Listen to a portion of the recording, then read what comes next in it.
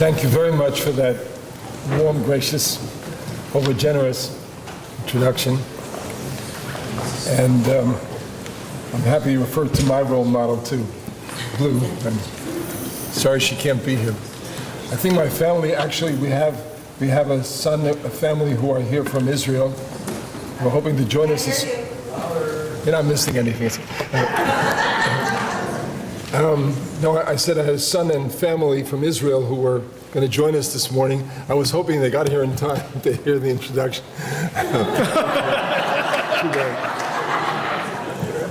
Okay, sorry about that. They just came in. You want to come up and repeat that? Okay, anyway. First, I want to thank you not only for the introduction, but for the opportunity. I love teaching, but it's particularly exciting and very enriching, moving to have a chance to learn, talk, and teach with 160 colleagues, rabbis, and this is particularly valuable and precious to me. 3 years ago, I actually retired from the Jewish Life Network because I had this late life crisis about I'm not going to get my books written unless I drop everything and concentrate. So I started to write a pair of books, actually, which today's sessions are about. This morning's is the first of the two. This afternoon is the second. Unfortunately, I'm writing them in reverse order, and that was a mistake, but let's not get into that. But this is my, I thought it would be a year. It's now 3 years. I just finished the first draft of the first. So I'm particularly eager to get feedback and response and hope and reactions. And over the years, I feel I have literally lived through that experience of learning much more from my colleagues and even more from my students than I did from my teachers. So I would be very appreciative of further response, if not here this morning, then email or other ways to hear your feedback. What I'm going to try to do this morning is a version, or at least my version, of the grand Jewish narrative, the overall narrative of Jewish religion. And in the afternoon or lunch, try to reflect on covenant again, further thoughts on covenant, particularly as I've come to see a covenant as the mechanism of Jewish religion and as the way in which we seek to achieve the grand narrative, which of course is the narrative of Tikkun Olam, I believe. The Jewish grand narrative, our religion, I think is arguably the most influential narrative, the most influential religion of all time. That is true not only because of its power and its persuasive force on 14 million Jews who live the religion. It's also true because I believe it's the narrative that gave birth to Christianity, in fact, which I believe is the narrative of Christianity, although we differ about how you go about achieving it. That's 1.9 billion people. It is the shaping force of the narrative of Islam, which reflects the impact of Jewish religious and historical understanding on Arab culture, which is the religion of 1.1 billion people, and would not exist but for these ideas. And last but not least, it is really the shaping narrative, I believe, of modern Western civilization, which literally acts out the Jewish trope in a somewhat different way than we do, obviously, which is why it's been so attractive to Jews. And that group is 2.2 billion people and growing. It is the most dynamic culture of all time. So it's been a remarkably influential narrative, and I want to sort of try to understand it or re-articulate it in our terms, not least because I'm speaking to rabbis, and I think it's a reminder to all of us that that is in the end what we're about. We're about communicating this narrative and inspiring people to live or to play their role in this story. So if I speak of telling the narrative, in essence, you'll see behind me PowerPoint, that's my concession to modernity. I'm going to try to help use those slides to get across a lot of material in a shorter and quicker form. It's essentially three stories that Judaism tells.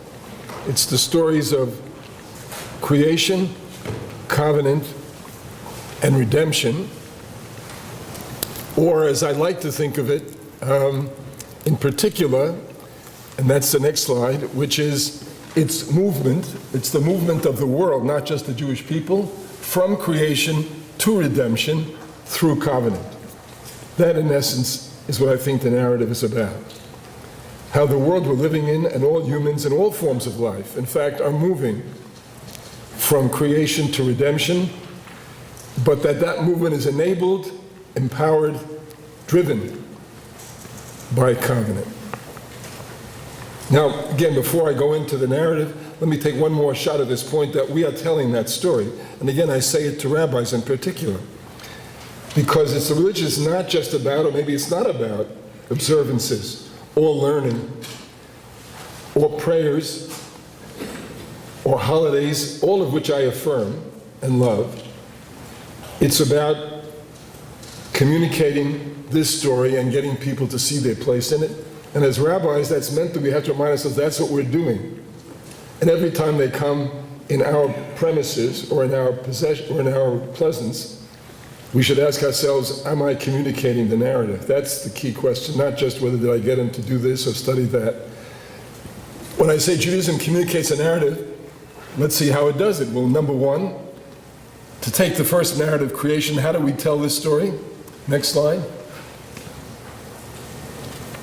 It turns out the sacred texts, the scriptures, tell the story of creation. It's a central story. The very first scripture, the beginning of our tradition, starts with the creation story. It doesn't start with the first Jew, despite Rashi's famous question. It doesn't start with the first mitzvah. It doesn't start with the first experience of Jewish people. It starts with the first moment of creation, because this is a religion not about the Jewish people. In the end, it's about the meaning and the purpose of all of creation. So this story of creation we tell not only once, of course this is classic Jewish tradition, particularly if you're on the traditional side of the spectrum. They never tell it once, they repeat it ad nauseum. So Genesis, of course, tells this story. That's the classic tale, but it's told again repeatedly in Psalms, in Job, the last 3 chapters, in Nehemiah, a prayer which we say every day, Vayvarach David repeats that, Yeshayahu, and goes on and on. So when you're studying text, you're really retelling or internalizing the narrative. Next slide. Another way we tell the narrative is in prayers. And again, these are daily prayers. Can't see it? Can't hear me? Do you want to wear my? Yes. Do you want to wear my? It's like I'm like a Jew. I can't talk. My hands tied. I can't talk. I'm standing still. We have a loose mic. Oh, I'll just hold it. Okay. Take it off for you. Sorry.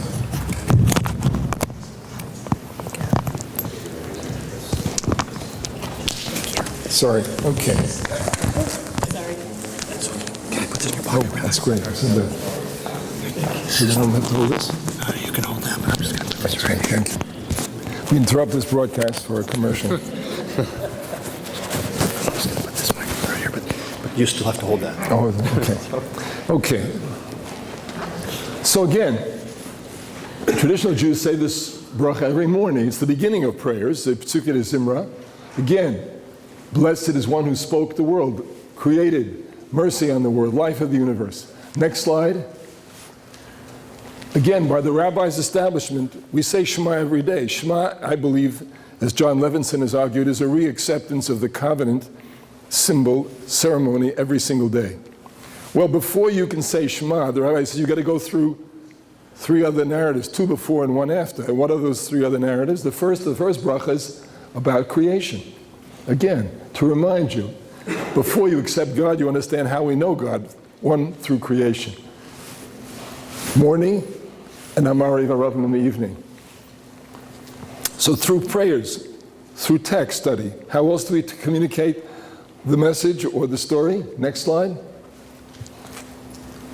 The holidays, and obviously Rosh Hashanah Yom Kippur, it's the celebration of creation. It's the anniversary, Hayom Harat Olam, it's the birth of the world. In case you missed that, we do it monthly. In case you missed that, we do it weekly. That's what Kiddush is about, Zecher L'Maaseh Bereshit, right? In case you missed it, we do it quarterly, or thirdly. Again, as I said, there's a Jewish tradition, they repeat it until they brainwash you or until you get bored, but in any event, they repeat it. If that wasn't enough to get the message across, they still have one more crack at the apple. Next one. Observances. Again, you eat a fruit. You bless God, Borei Pri Ha'etz, who created this tree. You eat a vegetable, who created the fruit of the soil. You drink water, you drink milk, you drink whiskey, Shakol Niyeh Bidvaro. So it's repeated. I don't have time to go into the first part, but my argument is at least part of the rules of kashrut have to do with finding your place in creation. Fish should swim. If you're in the living water, you should be swimming. So you're kosher if you swim. If you live in the water and you walk, you're not kosher because you don't fit in creation. There's such 1,000 ways in which the tradition tries to get this message across. And again, as a rabbi, I say to the consequences, if they daven with me for a whole day or half a day, and they didn't get the narrative in some form or fashion, I missed the opportunity, I missed the point. Okay, so here's the way we tell the story, but what's the story we're telling? So I start with the first story, the next slide. The story of creation has three basic components. One is, it's not a random, accidental, blind outcome of a mechanical process that has no direction, no values, no goals. It doesn't start in chaos and end in oblivion. Our contention is, see through all that, you will see a profound order, a wondrous order. It's a profound order, it is unified, it is undergirded by hidden but powerful natural laws. It has structure, it has organization, it has direction. And it's not an accident, it really has value and purpose, it has rhythms and outcomes. That's why it's a creation. Secondly, if it's a creation, it's because it's got a creator. So again, that's what everybody thinks. The Jewish people, they influence the world, we taught about God. Fair enough. But it's not just God, it's a God who is the creator of this world.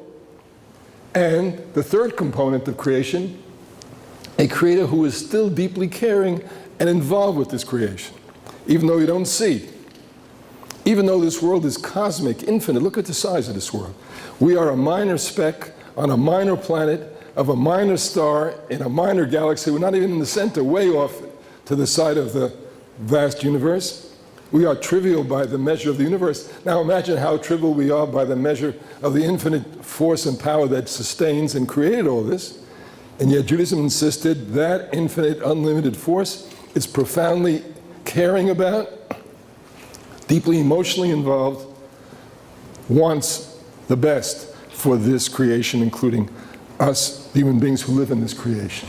And again, it's a prayer you say every day. It's from Psalms. The maker of heaven and earth, the creator, deeply involved in human history and human reality, who in fact not only cares about all humans, has a special feeling concern for the weak, for the wronged, for the hungry, for the prisoners, for the blind, for the stranger. That message that you live in not an accidental blind process, but a purposeful, orderly, unified universe that has a direction, I'll come to that direction in a moment, an intended outcome, and that the creator not only is involved, that means is available to those who seek, to those who connect, available in a loving, supportive, deeply involved way. That's the story of creation. Okay? Now, if you understand that, now you'll say to me, well, what is these rhythms or directions you're talking about? If it's creation, it seems to have a direction and an outcome. What are they? And here the answer the Bible gives, and it's an answer which is, I think, paralleled in contemporary science and contemporary understanding, is that there are three fundamental rhythms of creation that you should be aware of. Next slide. Well, I thought there was a created order in this slide, but maybe not. Next slide. It's a world that's moving from chaos to order. It starts with Tohu Vavohu and ends in Shabbat. Perfect harmony, order, beauty, structure.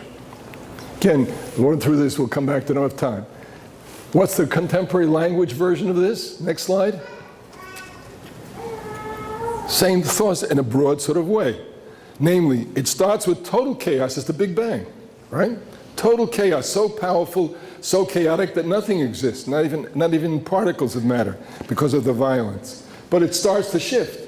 And minutes and billions of years later, it moves from radiation to matter, and from matter to galaxies, clumps, and from galaxies to stars, and from stars to planets. So the truth is, over these 20 billion years, it has moved continuously from chaos to order. That's the first great rhythm of creation. What's the second great rhythm? Next slide. It's moving from non-life to life. If you look at the creation account in Genesis, life appears very late. It's not clear the Torah treats vegetation as full life, but unqualified organic life, fifth day. That's 83 1/3% into the creation already. Very late. So the creation actually moves from non-life to life. What's the contemporary language version of that? Next slide. Right? Same idea, 20 billion years ago. What's a billion years in God's eyes? Like an overnight, right? It took how many billions of years till the first life appears in the world? Now I noticed some of you body language, your first reaction is, this man's out of his mind. He says, we're moving from chaos to order, or we're moving from non-life to life. Obviously never a rabbi in a congregation, right? Right. If you're like me, you wake up in the morning, your desk is orderly, your schedule is set for the day. By 10 o'clock, you're way behind, you haven't returned the calls yet. And by 3 o'clock, your desk is total chaos and you can't ever catch up, right? So how can you be talking about a movement from order to chaos, from chaos to order, from non-life to life? It's not real. And of course, your response is correct, but it's mistaken, not mistaken. The point I want to make in bringing out this account is just this. The reason you saw the world as moving from non-life to life is the same reason why the life industry, insurance industry is so successful. The average person assumes when I'm born I start to die, so I'm moving from life to death. But that's because you're seeing the world, as inescapably we all do, from inside your own skin. Inside your own skin, a living creature that if you're lucky lives 70, 80, 90 years, and is in fact moving from life to death. But if you could step out of your own skin, no one can really fully, but partially. You know what we're doing in the religion? We're trying to get you to see the world for a moment, for an hour, for a day, from God's perspective, from a divine perspective. If you saw creation from the perspective of an infinite creator, you know what you'd see? 15 billion years from the beginning till the first life cell. 20 billion years, whatever the number was. And you know what? Since that first cell appeared, life has grown, it's proliferated. There are now 10 million species and counting, right? So that in fact, there is this incredible profusion and growth of life. If you could see the world from God's perspective from a moment, then you'd understand, A, that the world is in fact moving toward order, or toward life, and why is it important for you to know this? Because if you understand the deeper rhythm, then you can live in harmony with it. Then you can go with the flow of creation and live the world as God wants it to be lived and join in the process of a world that's moving toward life, and you can help it. By your living and by what you do and what you help others do, you can help it move toward life. You can stimulate it to move toward order, just as you can, of course, move it toward chaos. You can move it toward death. Come back to this. This is one of the central themes of religious behaviors. Living on the side of order, on the side of life, as against on the side of chaos, on the side of destruction, on the side of death. Which brings me to the third great rhythm of creation. Next slide. It's not just developing quantitatively from one cell to 10 million species, it's growing amazingly in quality of life. From that first amoeba to Eli Hersher or Judith Halevi, it's an extraordinary development of life. Think about it for a moment. The difference in capacity from human beings. They're becoming more complex. They have much more capacity for power, much more consciousness, profound consciousness, much more capability of relationship. The human being is the only creature. I take that back. I now understand the bonobos. Okay, whatever. Just about the only creature that really conceives of relationships. So sexual is not simply reproductive activity. The vast majority of sex in the world takes place during the period when the female is in heat, that is to say, fertile. But human beings have sex at every time, every hour, different times. Why? Because it's no longer just governed by chemistry. It's the expression of relationship. It's the expression of a greater capacity, godlike capacity. They even think seriously people can marry for a whole lifetime. and can stay together. I mean, if anybody's tried it, you know how hard that is. But that's a good example. But I'm talking California, where I realized the divorce rate among California psychiatrists is 95%. Okay, it doesn't matter. The main point, well, it's hard, sure. Whoever said it's easy to be a Jew or a human being, it's very hard. But to come back to the main point is that's part of the growth of the quality and capacity of life. Or in the Bible's language, life is moving from less to be more and more like God. What's the scientific version of that? Doesn't matter. Next slide, just for our own information. Again, if there's time to explore it, we're becoming more free. We're not controlled by our chemistry in the same way. Our consciousness is a much more developed one. That's the point. In short, these three rhythms, from chaos to order, from non-life to life, and from less to more like God, climax, next slide, climax in Bible's language, a form of life that is so developed that the Bible says the human being is in the image of God. What does it mean, in the image of God? It means it's like a good picture of somebody. You look at that picture, it's unmistakably that person. If I had sent you my bar mitzvah picture, which many speakers, particularly as they get on in years, attempted to do, you wouldn't recognize them if I show up. But the average person, if you look at them, you say that is, frankly, you're never going to see God. We can't see God. That's what Jewish tradition teaches. The closest you're going to get to see God is if you look at your fellow human being in all their humanity, in all their dignity, in all their capacity, you will see the image of God. Unmistakably God-like, or in the words of Tanakh and Tehillim, Vatchasrehu ma'at me'elohim. You made human being literally God-like, just a little less than human. Not God, but a little less, but pretty close. Pretty impressive. That human being, that image of God, and I want to stop for a second and just point that out. So the climax so far, after sleep, a billion years from now, maybe we'll look back at us and we're like apes. Okay, fair enough. But until then, this is the climax of the creation story so far, a process that starts before humans, but now, having reached the human level, humans have a whole different dimension that is made possible by the fact that they are godlike. For example, next slide. In a sense, if we are godlike, I'm indebted to Rabbi Soloveitchik for this insight. You remember the famous Talmudic comment, halachta v'drochav, you walk in God's footsteps. Let's say human beings are supposed to imitate God. And of course you can't imitate God literally. So how do you imitate God? Well, the Talmud's famous comment is, well, God is compassionate, you be compassionate. God is kind, chanun v'racham, you be kind. Soloveitchik says that's much too limited understanding. Anything that the Torah says about God, we're supposed to imitate. That's the point. That's what God like. And in fact, it's an incredible religious activity to become more like God. What does that mean? Well, he puts it, we describe God as the Melech HaKavod, the God of power and of glory. Well, then human beings imitating God would try to develop their capacity, their power, their glory. But I apply it to the 5 capacities of God. So the Tselem Elokim emerges and means we have a creature now that is godlike in at least 5 areas, and we are supposed to imitate that quality ourselves, or become more and better at it. I start with consciousness. According to the Tehillim, again, it's a prayer we say every day. God's consciousness is infinite and universal. Tunato ein cheker, no limit, infinite, right? It is so great that he counts the number of stars and gives each one a name. The infinite billions and millions of stars, God is so all-encompassing, can give each one a separate name. What's the equivalent in human terms? It's humans developing their capacity to understand the world. It's humans developing their capacity to grasp the very structures of existence. Now again, it sounds dramatically exaggerated until you think for a moment. Again, in my lifetime, Watson and Crick did what? They decoded DNA.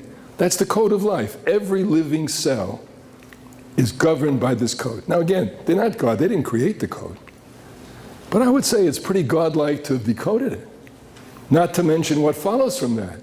That once you decoded it, maybe you have a chance to correct what is genetically flawed. Maybe you have a chance to anticipate a cure based on the genetic capacity of this cell. What's cancer about now? Suddenly discovering one part of it is certain genes either not controlling or controlling when they shouldn't be controlling. And maybe there's a chance to correct it. In short, to develop godlike capacity even further is one of the great religious callings. Built into universe, but we now have the capacity to join in that process, literally, by developing ourselves to become more like God and then using those talents as God does to develop life, to code it. And one goes down the line, power. Again, obviously, great power. God has overflowing power. Human beings are not physically the strongest animals, but we have the capacity to harness hundreds of thousands of horsepower. Nuclear fusion, thermonuclear fusion. And so we act God-like and have the capacity to join God in this process of moving the world toward order, toward life, toward quality of life. Again, the paradox being, of course, we all understand that. You can also use that power for evil. We'll talk about that in a moment. Or relationship. So again, it says in Ashrei, Tov Hashem lakol, God is good to everything. Why? V'rachamav al kol masav, because God's compassion, translated in most of the books, compassion over all his creatures. Well, here I prefer Samson Raphael Hirsch's interpretation. He points out that rachamim comes from rechem, womb. When you say rachamav al kol masav, what you're really saying is God has womb feelings, mother love. That's what it is. How does God feel about creation? God feels mother love. How does mother feel about her child that she gave birth to? The answer is, I carried this child. I sweated when the child had fever. I cleaned up its tush when it stank and it was diuretic. And I love that smell. It's something I really connect to. That's how God feels about stinking people sometimes. Yeah, that's right. Remind yourself of that sometimes when you can't stand, that you got to control it. Maybe try to be a little more godlike here. Even when they smell, even when they really stink in every sense of the word, mentally, morally, as well as physically. But that's how God feels. What does it mean to become more godlike? You know what it means? As a child, when I'm born, I basically love myself. Maybe after 5 weeks, 6 weeks, I get to love that breast because I realize it's the source of my life and nurture. And maybe by the time I'm 5, I realize I'm able to love even my parents and maybe my sibling. Oh, if you had my sibling, maybe you wouldn't, but at least,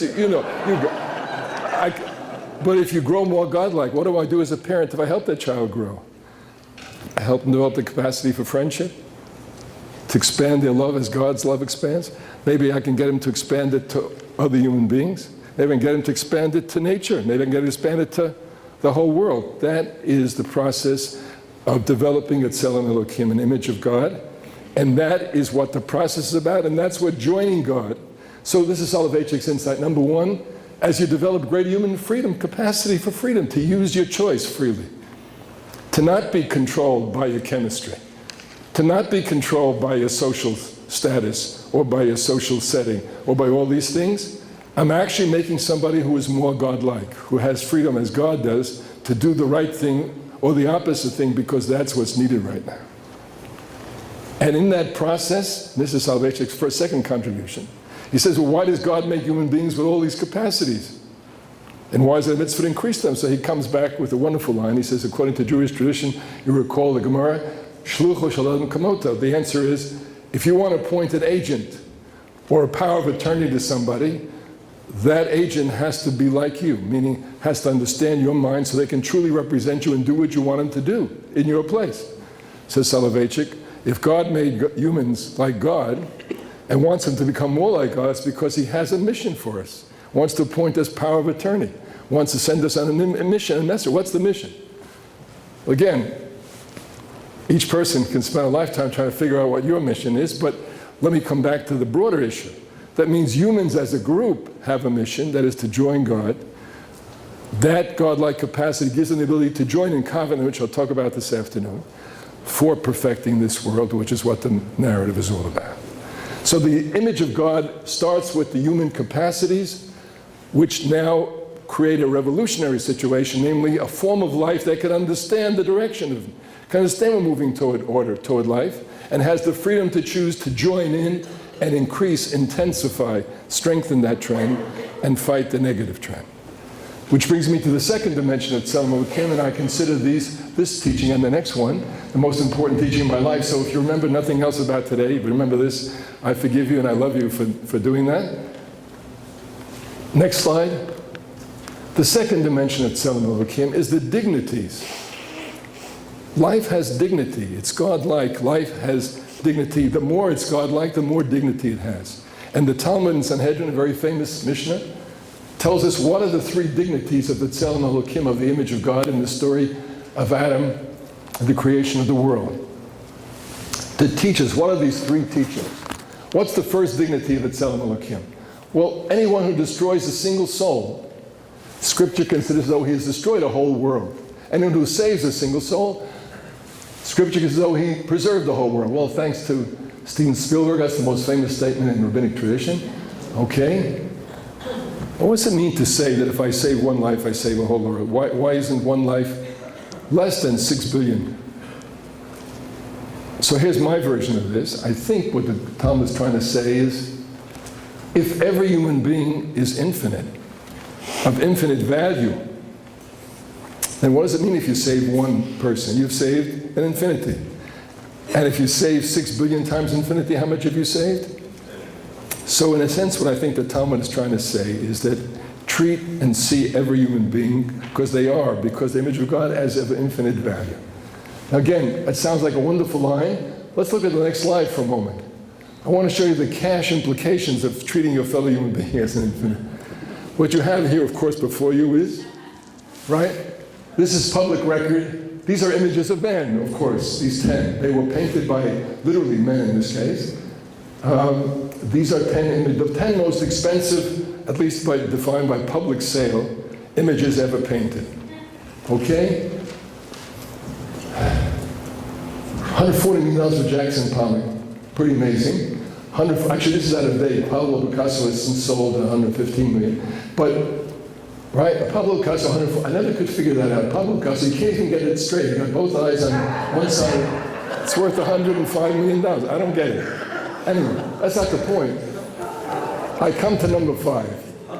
Why do I come to number 5? Because I don't know how the first 4 paintings are being treated. But the 5th portrait, at the time, was a world record price for any painting. It was a Van Gogh.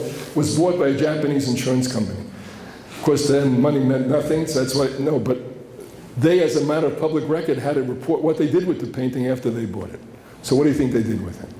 You can guess. They wanted to show it to the public, and they're proud. On the other hand, this is a very expensive painting. You want to make sure that the painting is not slashed, not hurt. So they built a special gallery for it. And the room that it's in is climate controlled, obviously, because you know why? If it's too hot, it could damage the paint. If it's too cold, it could crack the frame. If it's too wet, it can erode the painting. If it's too dry, it'll flake off. So they have it perfectly climate controlled, perfectly preserved, perfectly taken care of. Now, why am I telling you this story? Because next winter, when you go downtown in LA and you see that homeless man or woman lying on the street, they are freezing, they are covered in snow, they are full of mud, a car walks by, splashes them, and drives on. What do you know? What you know is they're not being treated like a Tzelem Elokim. They're being treated like throwaway garbage.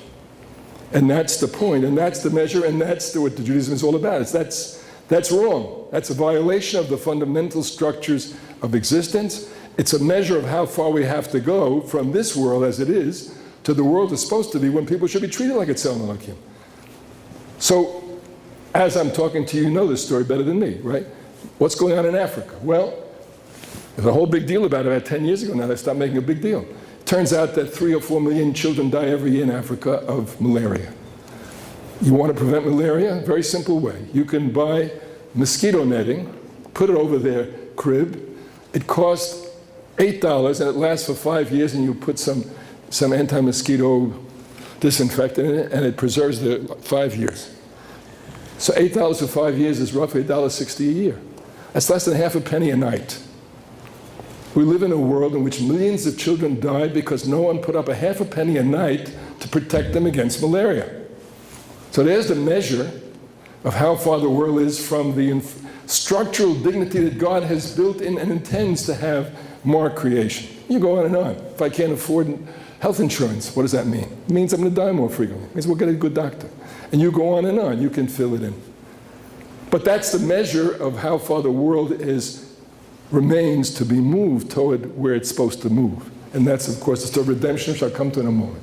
So let's go back to that previous slide, please. So So the first dignity is to treat every human being as infinitely valuable. It would be worth any amount of money that I had to spend to save your life. It would be worth any amount of money, this is a classic Jewish behavior pattern, I'll spend $50,000 a year on tuition to improve your mind, just one part of the quality of your life. But that's what infinite value is about. Which brings me to the second dignity of Tzelem Elokim. One human might not say to his fellow, my ancestor was greater than yours. What is the second dignity of Tzelem Elokim? Sorry, we're behind schedule. What's the dignity of Tzelem Elokim?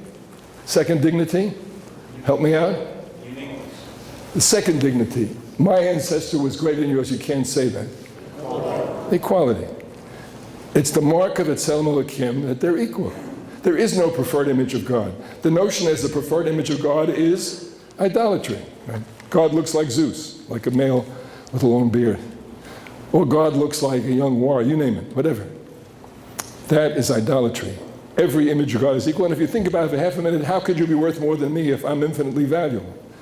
So the dignity of every human being is that Tzelem Elokim. If you see him as a Tzelem Elokim, you would see each one as equal. What's the third dignity of a Tzelem Elokim? A human makes many coins from one mold, they resemble another, but the Holy King of Kings bless all human beings are stamped from one human being, and each one is different. What's the third dignity of Tzelem Elokim? Again, uniqueness. What kind of a world would you have to live in if everybody was treated with their uniqueness? As a parent, to hear each child differently. As a teacher, to understand that each student has a different concern, a different question, a different problem, different understanding. And one could go on and on and on. But according to Yahadut, we should live in a world, God intends us to live in a world, where every human being is recognized and treated as Tzelem Elokim.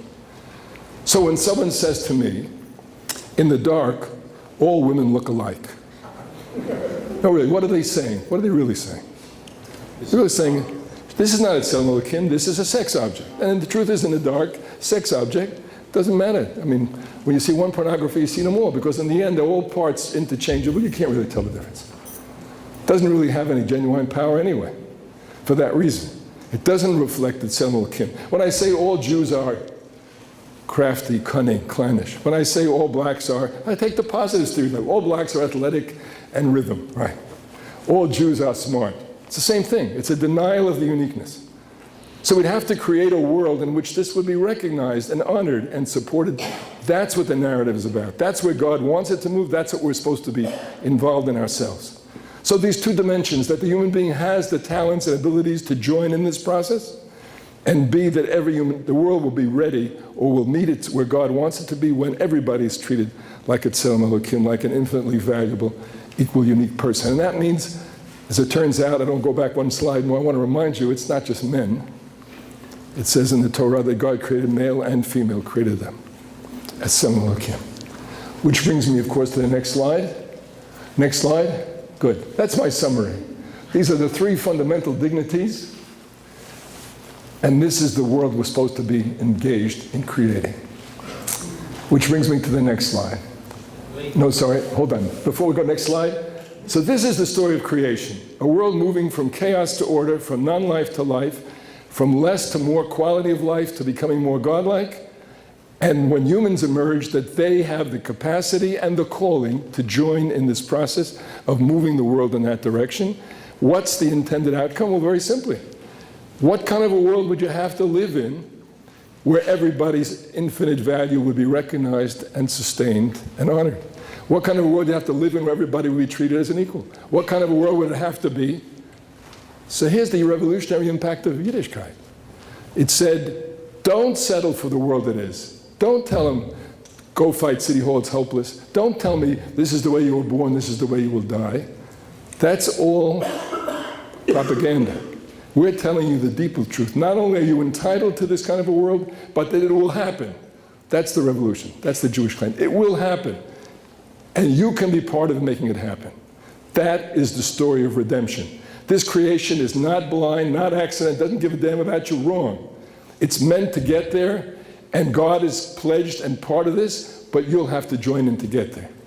But that is the revolutionary claim. Whether it takes the Christian form, which has spiritualized it, or whether it takes the modern secular form, which turned it into politics and into economics and into all these areas of achieving these goals. That's the revolutionary impact. It said, don't settle, make a difference, it will happen, I promise you. Okay? Now what kind of world would we have to live in where this would be not just reality, not just a principle, but an actual reality? Of course, we're talking about the Messianic age. That's the Jewish revolutionary vision. Redemption. What's redemption like? Next slide. You'd have to overcome poverty. By the way, because I said Judaism, this is the story of Tikkun Olam. And I want to stress this now because Tikkun Olam is not just about social justice. It's about a world which sustains the dignity of Tzelem Elokim in its fullness. Such a world would have to be a lot richer than the present world. I'll give you the United States of America, which in good faith, about 30 years ago passed a law that everybody who has got kidney trouble and needs dialysis will get it paid for by the government. It was an attempt to show respect and save lives. So what happened? They created this law, very well-intentioned. Kidney dialysis exploded. First of all, a lot of people made a lot of money organizing companies to supply it, but putting that aside.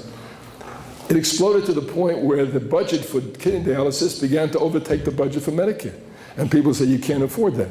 So they had to, literally. Otherwise, there was no money left for cancer or for heart. So they had to go back and say, there's a limit, X number a year dialysis, and frankly, X thousands will have to die because we have the technology, we take care of them, but we can't afford it. This is good intentions. So the truth is, if you intend to treat everybody like their life is infinite, you'll have to be a lot richer.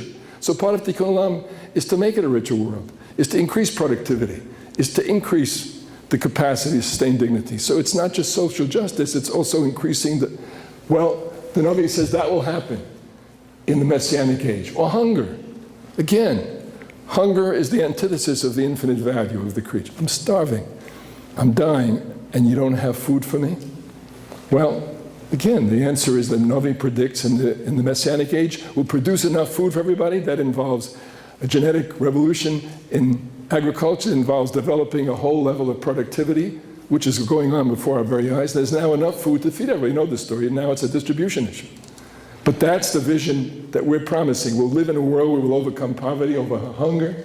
How about oppression? Sexism. It's a violation of Tzelem Elokim. How about racism? How about anti-Semitism? You name it.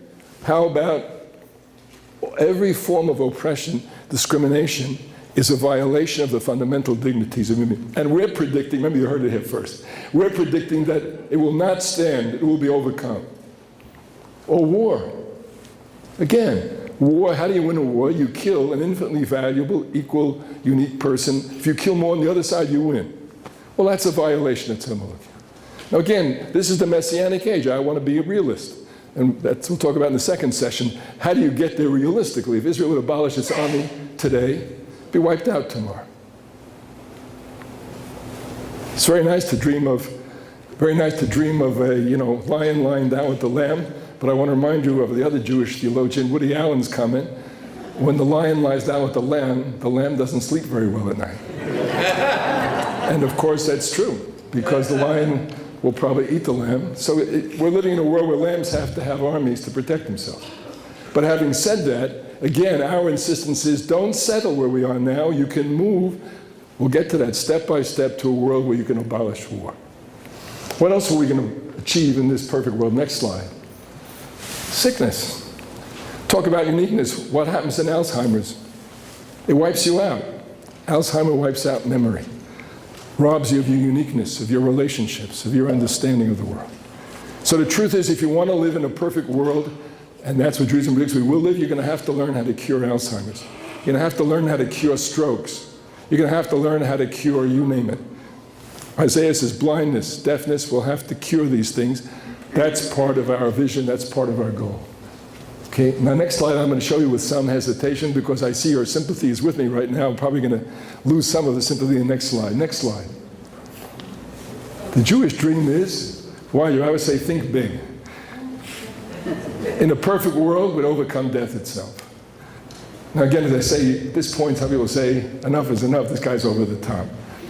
So, as a concession to those of you who are more rational and more restrained than me, I will make the following concession. I don't put on the slide, but as a fallback, when I see I'm losing the audience, I do this. I will take Isaiah's more realistic version of this dream of overcoming death. In chapter 66, Isaiah says, in that Messianic age, you'll die at 100 years. They'll say he was just a kid. Just a kid. Nar ben only lived 100 years, never died before his time, but well, to put it in more realistic terms, in other words, at the least we're talking about a tremendous extension of life and of health, so you live a vigorous life. That's part of our goal. Because God loves life, because the world is moving toward life, because that's our vision of how the world should be structured. Yes, part of our task is to increase life and its vitality and its capacity. Okay, now the next slide will show you why. I'll make this as a concession, but personally I'm really on this side. The next slide. Because the ultimate Jewish dream is not to overcome death. What is it? It's to nullify death retroactively. And I want to remind you again, it may sound extreme, although I refer you to Neil Gilman's book, The Death of Death. In modern Jewish theology, it's made a comeback. I'm one of the big fans of resurrection. And I'll tell you what drove me to become a fan of resurrection. It was, of course, the Holocaust had a tremendous impact on my thinking. An impact that was considerably deepened many years later when we lost a grown child to an accident. So again, when you talk about resurrection, what are you talking about? I said to myself, what's my consolation here? What's going to give back those Jews who were killed by the millions? Tortured to death before they died. To live in the world to come, with all due respect, I'd look forward to that. I would feel great consolation if I knew I could meet these people. But you know, it's not, I didn't love my son because of his soul, I loved him because of his body, as well as his soul. And what resurrection says is, the ultimate statement of love is the person, the body, the whole person, the body and soul together. Give me that back. That's, if you really love life, give me that back. So again, whether we get there is almost to me a secondary issue.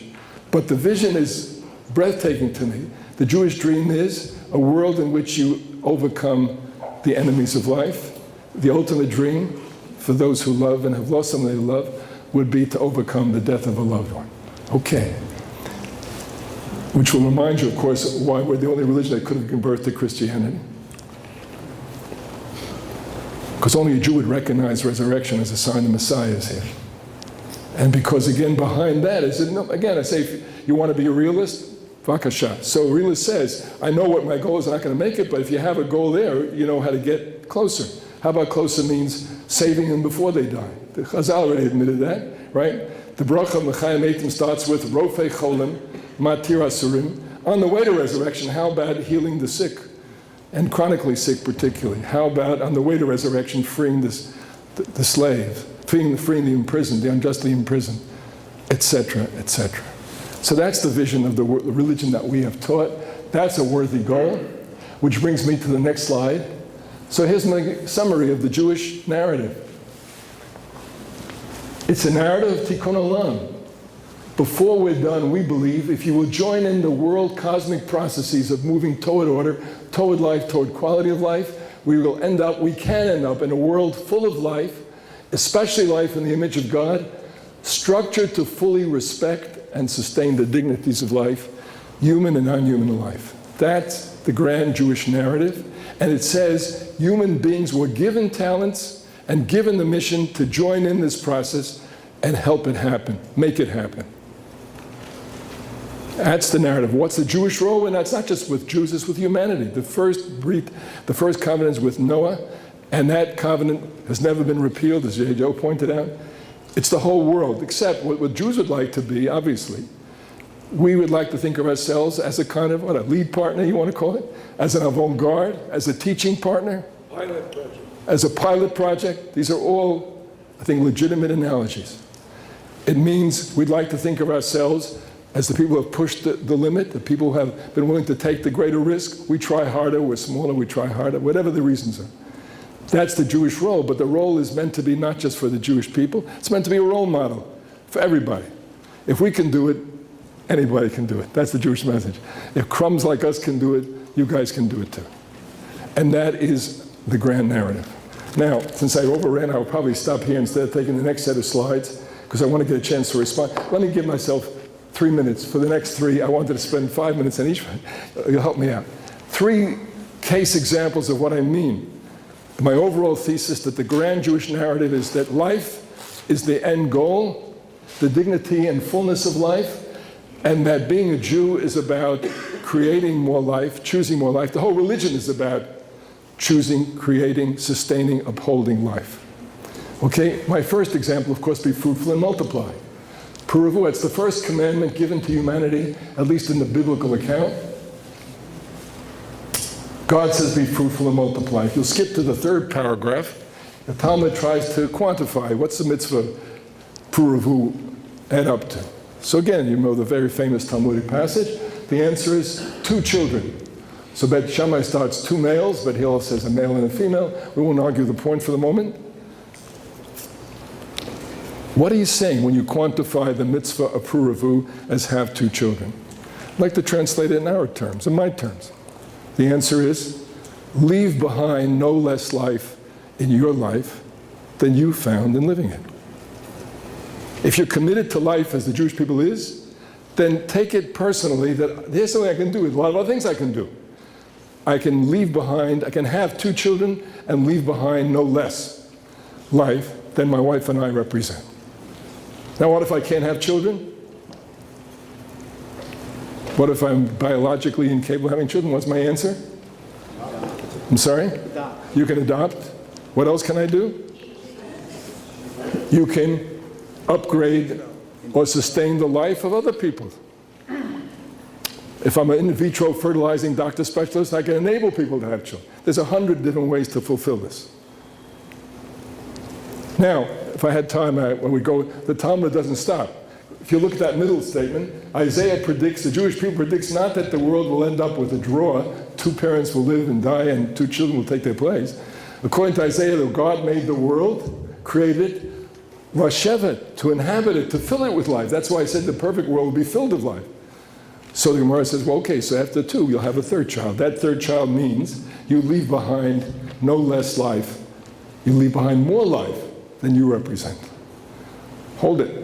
I said this is a mitzvah, right? What's different about this mitzvah? How is this mitzvah different than all the other mitzvahs of the Torah?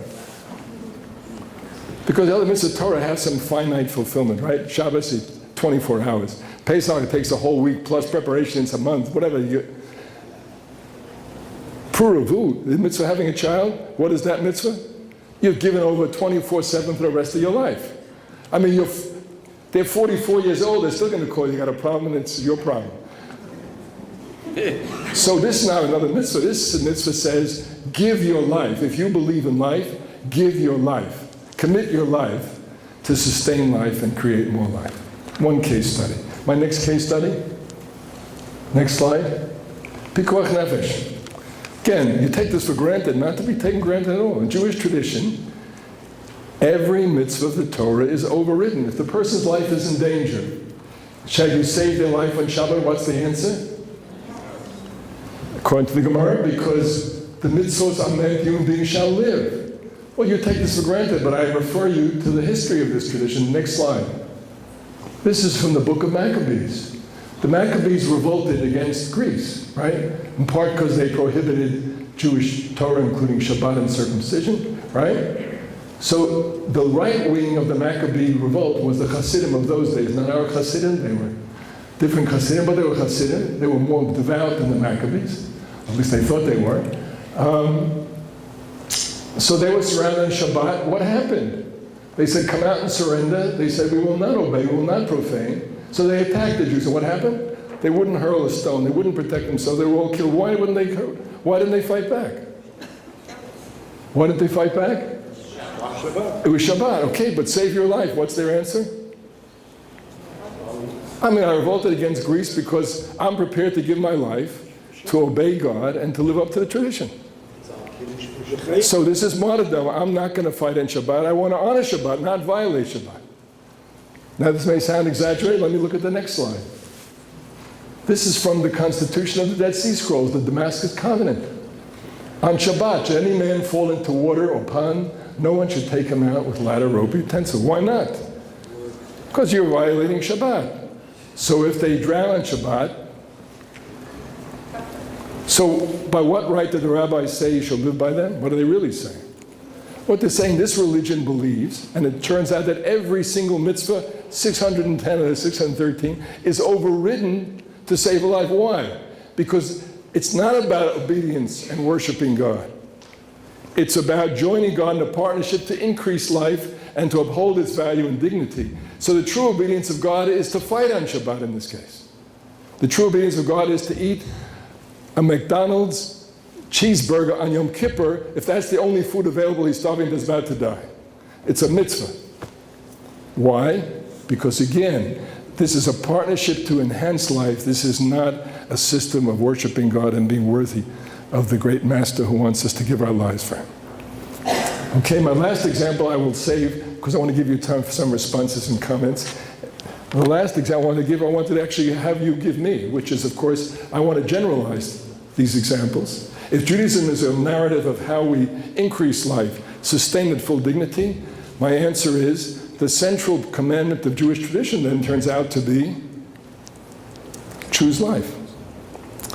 And in essence, what the religion claims is that every moment of every day, every action of your life is really a choice between life and death.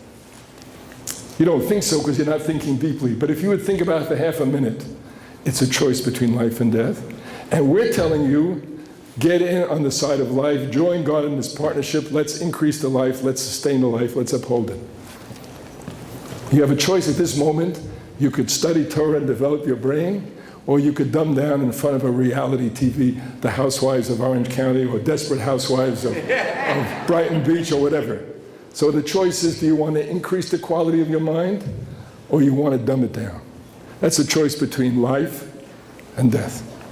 And one could go on and on. You're about to eat. If you don't eat, you're going to die. So you have to eat. It's a choice of life. Now, what will you eat? Will you eat something healthy? Or will you eat my favorite food, a Haagen-Dazs double sandwich, sundae with cherries and whipped cream? And by eating that, you will fill your heart with glycerides and cholesterol, and you're choosing death, instead of choosing what you should have chosen, a piece of celery. Never mind, I choose death on second thought. But having said that, so my point is literally, I would argue, not just ethically, but ritually, I would argue that every mitzvah, if we had a whole day, I would gladly explore it with you. I would argue that every mitzvah, every commandment, every negative commandment, is trying to get you to act on the side of order as against the side of life, to act for life as against non-life or death, for increased quality of life as against decreased quality of life, to be more godlike, more compassionate, more embracing as against less. In any event, that's the activity. As I said, we won't cancel it now, but I'll be glad to stop here so I'll at least get you a few reactions right now. Thank you.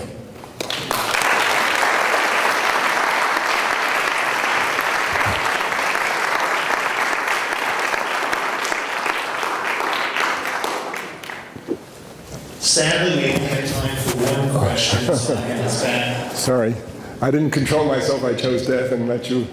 Okay, let's please. Yeah. Thank you. You began with a very traditional personal God concept, and you ended with not by miracle, making this accessible to those who don't have a personal God concept. And then at the end, you said not by secular action, by something else. I think personally, one of the great contributions of Judaism is that one of the ways you choose life, one of the ways you enrich life, one of the ways you sustain life is if you can dig a kind of a deeper connection beyond the surface to a primordial universal power that sustains life, which is God. But for those who either don't have that access or no longer believe in that access, my answer is you still have a chance, A, to choose life, and I would welcome that and respect that. Certainly, let me reverse that. If you tell me you're choosing God, but you didn't choose death, I mean, in the name of God, people are blowing up innocent civilians. In the name of God, they are persecuting, they are trying to dumb people down. In the name of God, you're not allowed to study this, or this is a wrong thing to say. So my answer is, as between the two, I would stand with those who choose life, even if they are not articulating the presence of God. I'll try to explain in the second session why I think contemporary people have a problem with feeling the issue of personal God, but it's a second question, and I think it does not deny the possibility of being on the side of life. The main point, therefore, remains I'm looking for a coalition between those who understand they want to work toward this perfect world, toward Tikkun Olam, between those who do want to affirm life and the quality of life and sustain it. I think we should have a coalition between those who understand this is rooted in God and the historic Jewish covenant, or those who think it's not rooted in God, it's rooted in the historic Jewish covenant, but I believe in it as a member of the Jewish people, not as a member of a believing group. I think that's a constructive role. I would argue why I think you'll do better or might even achieve more if you could make the further connection, but I certainly understand the reality you're pointing to. Okay, sorry. Thank you very much. It was wonderful.